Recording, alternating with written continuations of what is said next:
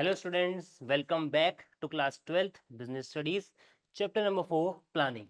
In today's class, we will be starting with the part 3, that is the process of planning. So, process of planning आज की class में पढ़ने वाले हैं. If we talk about the overview, we have done the concept, features and limitations, and today we will be doing the process, and afterwards next class we will be doing the types of plan. So, competency based learning, you will be having the knowledge for the process of planning. Planning के process की आपको knowledge हो जाएगी. तो चलिए बच्चों शुरू करते हैं बिना अपना समय जाया किए प्लानिंग का प्रोसेस के बारे में. तो ये जो प्रोसेस है हमने लास्ट क्लास में भी बात की थी.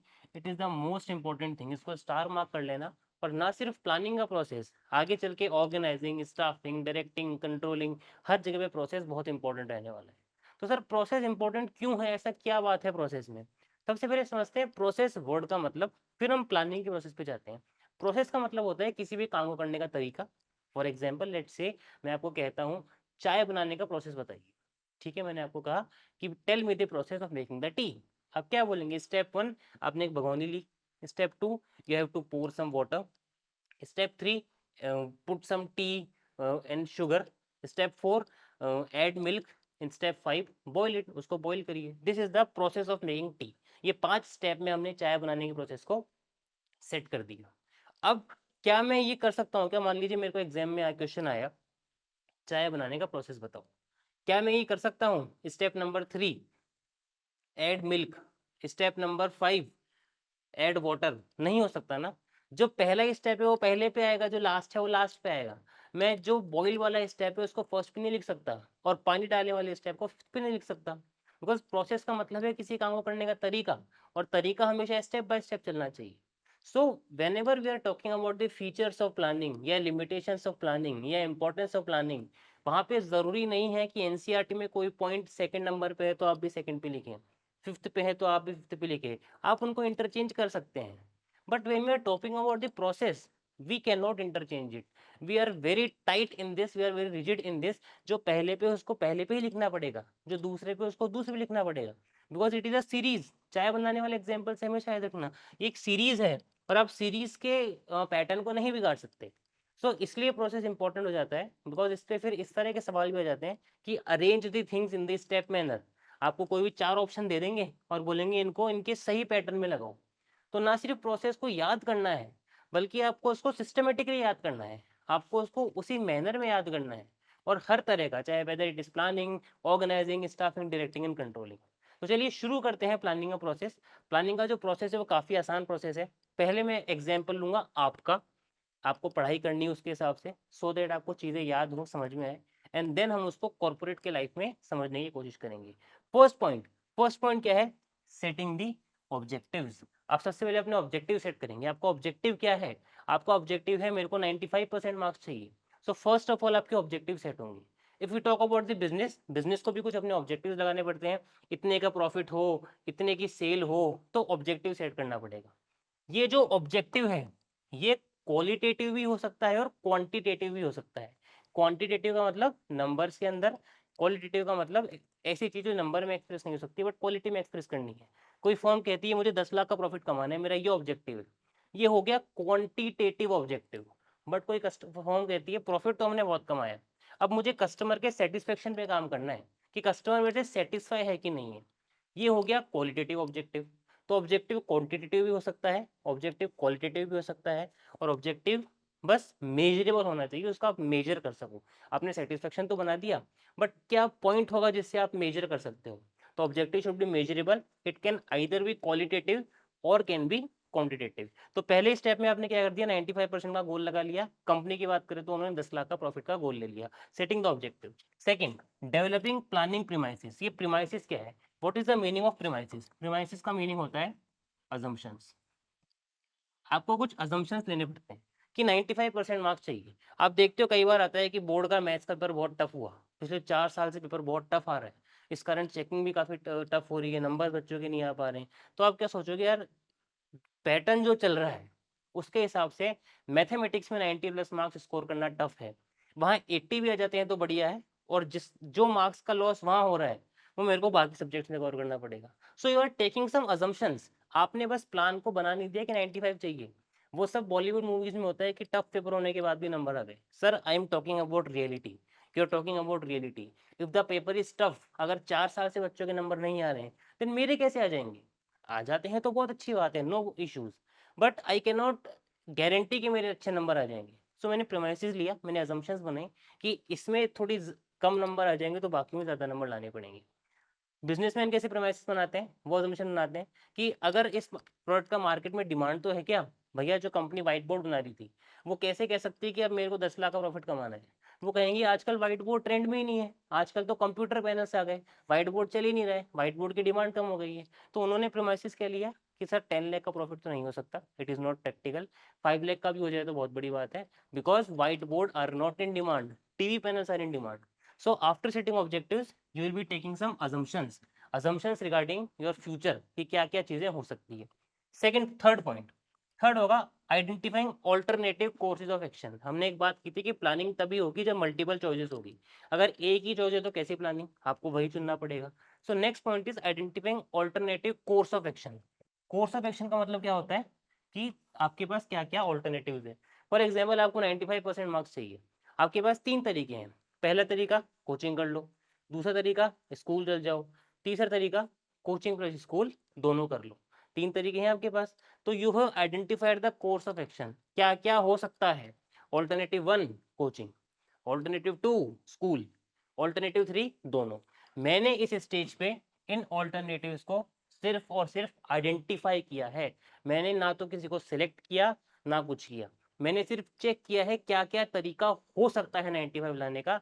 95 लाने के 3 तरीके हो सकते हैं, मैंने सिर्फ अभी चेक किया है, कुछ भी नहीं किया।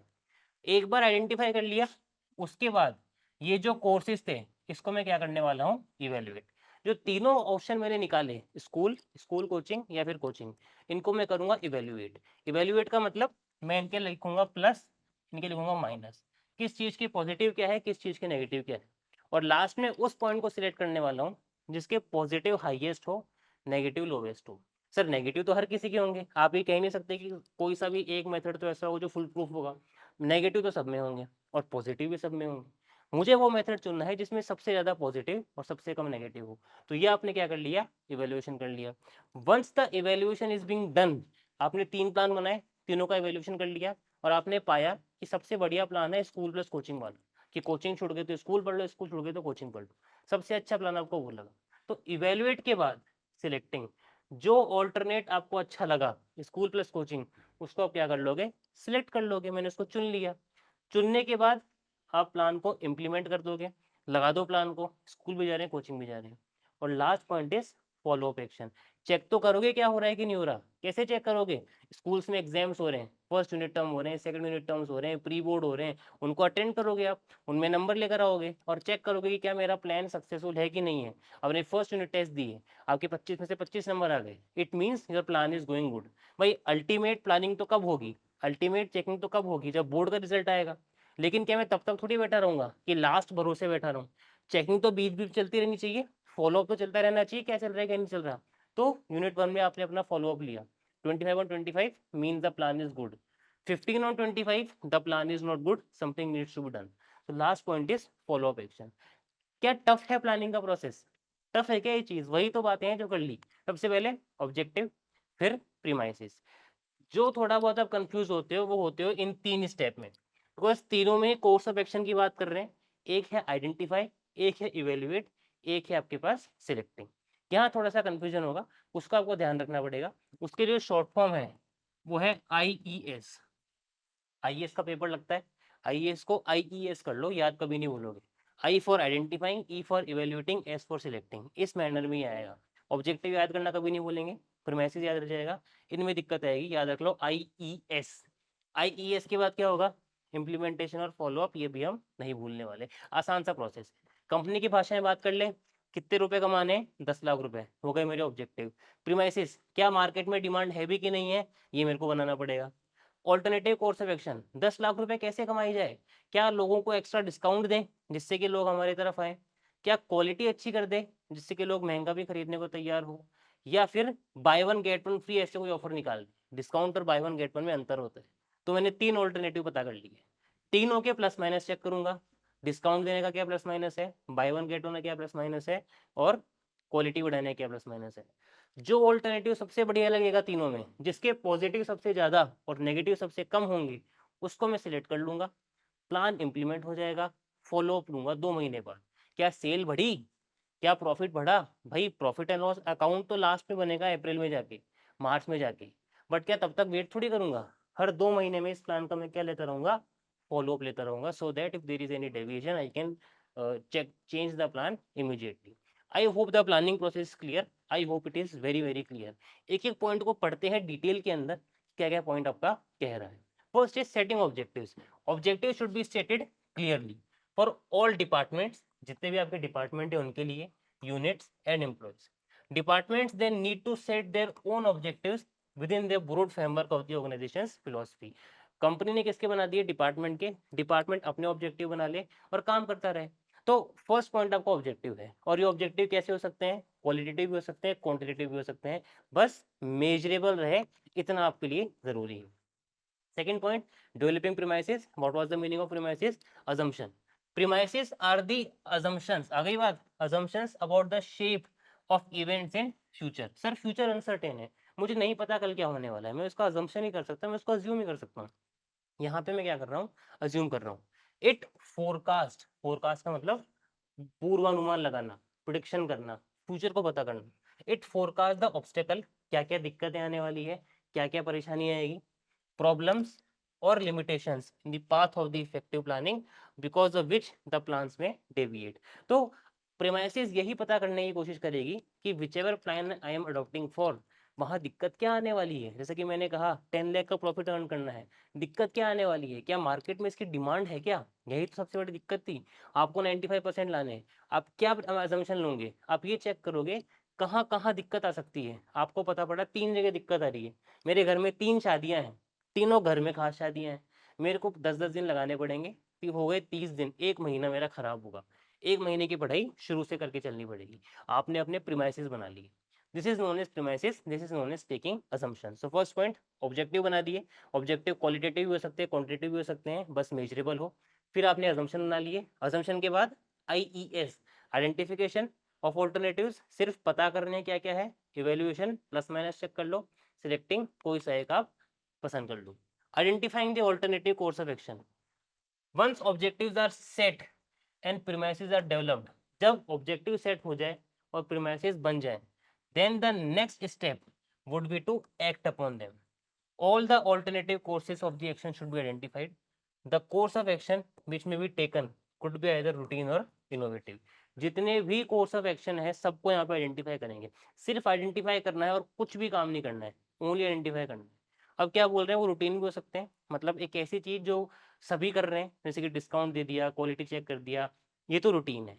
इनोवेटिव क्या हो गया, होम डिलीवरी कर देंगे, कुछ नया आज तक किसी ने नहीं किया, शायद आपकी सेल बढ़ जाए। तो जो आपके ऑल्टरनेटिव कोर्सेज हैं वो रूटीन भी हो सकते हैं, डे टू डे जो सब कर रहे हैं, इनोवेटिव भी हो सकते हैं। That was identifying alternative course of action. I hope it is also clear. Next है इवेल्युएटिंग। अब आप क्या करेंगे, प्लस माइनस चेक करेंगे। इवेल्युएटिंग का मतलब ही है प्लस माइनस लगाना, याद कर लो इस बात को। इवेल्युएट करना, हम बोलते हैं ना सर हमारी कॉपीज इवेल्युएट हो गई क्या, इवेल्युएट का मतलब क्या है, चेक करना। तो प्लान को चेक कर रहे हो, चेक कैसे करोगे, प्लस चेक करोगे, माइनस चेक करोगे। So the next step is to weigh the pros, मतलब प्लस, एंड कॉन्स मतलब माइनस ऑफ ईच ऑल्टरनेटिव। जो भी मेरे 3 स्टेप्स हैं, जो भी मेरे 3 ऑल्टरनेटिव्स हैं, तीनों के प्लस माइनस अब मैं चेक करने वाला हूँ। The positive and negative aspects of each proposal needs to be evaluated in the light of the objective to be achieved.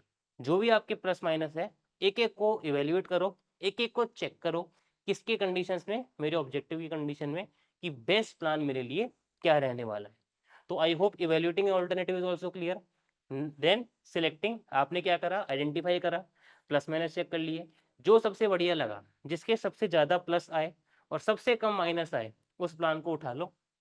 Selecting an alternative on the basis of merits and demerits, resources and consequences, the best plan has to be adopted, which must be the most feasible, profitable and with least negative consequences।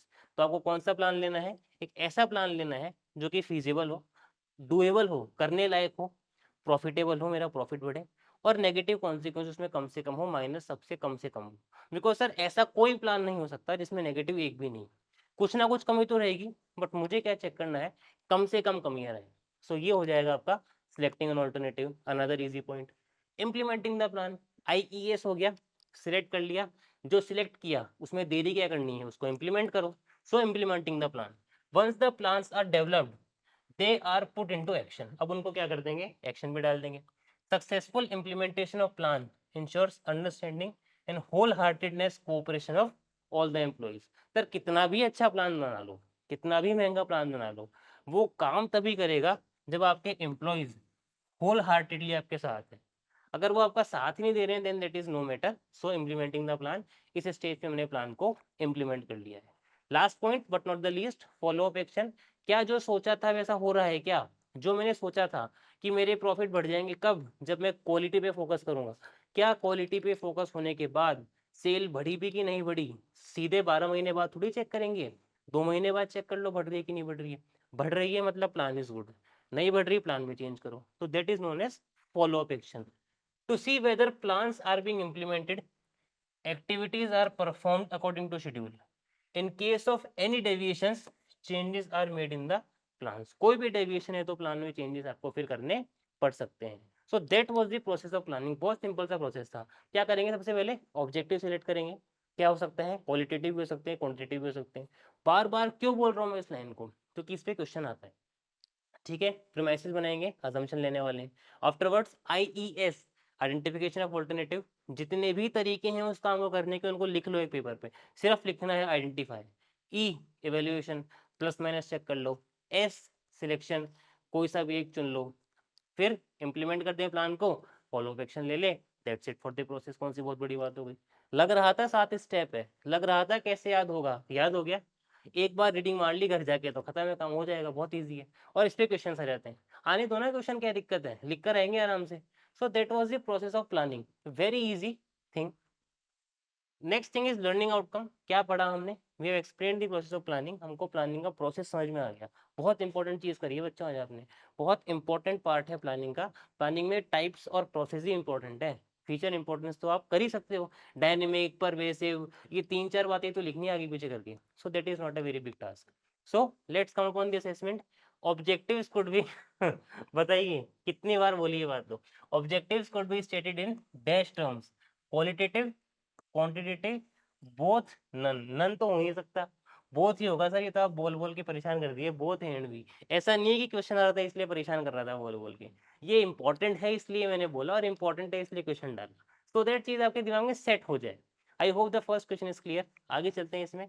Arrange the following steps of process of planning in the right order. 4 step है, सारे नहीं given, इस तरह के question आएंगे बच्चों। अगर सातों गिवन हो तो शायद आप फिर भी अरेंज कर दो, आपको 4 ही गिवन है और बीच में से निकाल के दे दिए, बताओ। वाह, ये तो बहुत अच्छे से गिवन है। IES और I, पूरा प्रोसेस में ही तो है। आइडेंटिफाइंग द ऑल्टरनेटिव, सबसे पहले आइडेंटिफाई होता है। इवेल्युएटिंग, इवेल्युएट ही होता है। सिलेक्टिंग, सिलेक्ट ही होता है। इम्प्लीमेंटिंग, यही होता है। एज इट इज प्रोसेस में आपको कुछ करने की जरूरत नहीं है। तो ये हो गया आपका फर्स्ट, ये हो गया सेकंड, ये हो गया थर्ड, ये हो गया फोर्थ। आसान, वेरी इजी क्वेश्चन। इनको थोड़ा जंबल कर देना चाहिए था मेरे को, ताकि दिक्कत होती है आपको। वेरी इजी क्वेश्चंस, लेकिन ऐसे क्वेश्चंस आ जाते हैं, स्टेप याद रखना बहुत जरूरी है। Dash are the assumptions about the shape of events in future. assumption के उसको क्या बोलते हैं, प्लानिंग आर द assumptions। देखते हैं, प्रीमाइसिस, बजट तो हमने पढ़ा ही नहीं, नन ऑफ दिस। assumption किसको पढ़ा था हमने, प्रीमाइसिस को। तो option number B is the right answer, premises will be the right answer.